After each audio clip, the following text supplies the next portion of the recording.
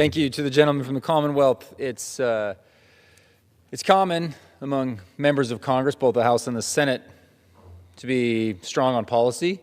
There are also many members that are strong communicators. It is very rare, however, to get somebody that is so good at both. And the Commonwealth of Kentucky is extremely lucky to have Andy Barr in representing that amazing state. So thank you for your shared words. And yes, we know the horses. We get it. There's horses. It's a big thing down there. Mr. Speaker, again, just want to thank my colleagues for being here to share some of their perspective as we look back on some of the significant wins that we've experienced over the course of the last year. And I wanted to just briefly share a little bit about stuff that doesn't get as much attention. As a proud father of 4 boys, we know that family is everything. Family is at the center of Utah values, and I have dedicated a lot of effort during my time in Congress to advance pro-family legislation. I've worked on legislation to permanently increase the child tax credit from $1,000 to $2,000, indexing the CTC, child tax credit, to inflation and provide an additional $500 for families through 2028. We work to make the adoption tax credit partially refundable up to $5,000, indexed for inflation, which also begins starting last year in 2025. And one of the most unique things that we accomplished as the Invest America accounts, the Trump accounts, these investment accounts demonstrate to American youth the power of capitalism and compounding interest. There's so much more, but that last piece is going to get a kickoff here next week, where there will be $1,000 seeded to each child born into this country over the next 4 years. That individual, that child, will be able to track their investment account. Usually that a person doesn't even start until they're 30 years old.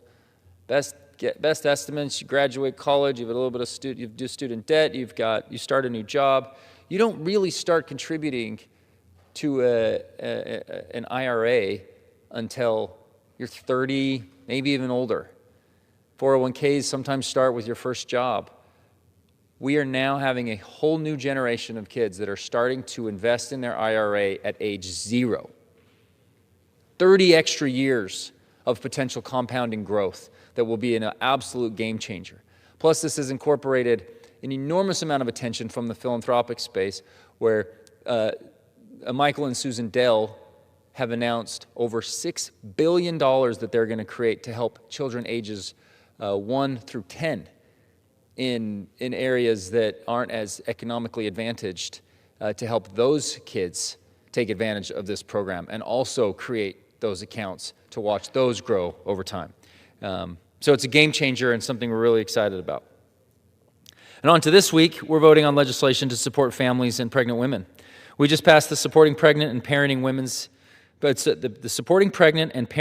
and Families Act, ensuring that young families have access to prenatal vitamins, formula, diapers, ensuring that TANF dollars can be used to support pregnancy resource centers. The Pregnant Student Rights Act provides guidance and resources to pregnant students so that no student feels forced to choose between her education and her child. And last week, I also introduced the Safe Kids Act to prevent foreign adversarial nations from abusing the American surrogacy industry to obtain U.S. citizenship for their children and traffic infants abroad. Most of the developed world has already banned international commercial surrogacy due to the trafficking risks, and this bill is a strong step in the right direction to prevent bad faith actors from taking advantage of U.S. surrogate mothers and the children they bear. I'm proud to champion legislation that directly benefits Utahns and families across the country. We have strong families, we have strong communities, and these bills reflect our dedication to supporting them.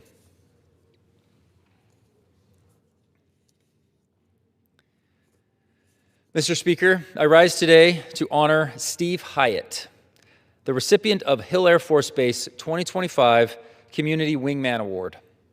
Hill Air Force Base is one of the most important contributors to northern Utah's economy and livelihood, employing over 23,000 military and civilian employees.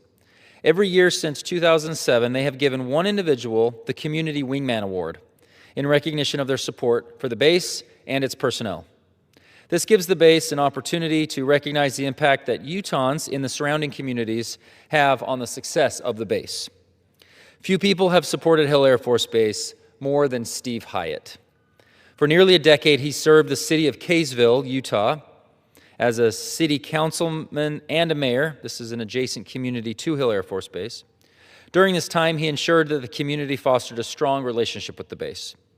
After serving in elected office, Steve remained highly integrated in the Hill community by serving as the vice president of the Utah Defense Alliance and as Air Combat Command civic leader and 3 terms as honorary commander. In each of these positions, Steve worked directly with service members and leadership stationed at Hill to better understand and assist their mission. His work has ensured that Hill will continue to be a successful and important contributor to our national defense for years to come. I'm proud to recognize Steve's strong example of service, and my congratulations for this well-earned award. I thank him for his support of Hill Air Force Base and his many contributions to our state as a councilman, mayor, and community member. And Mr. Speaker, with that, I yield back the remainder of my time to the chair.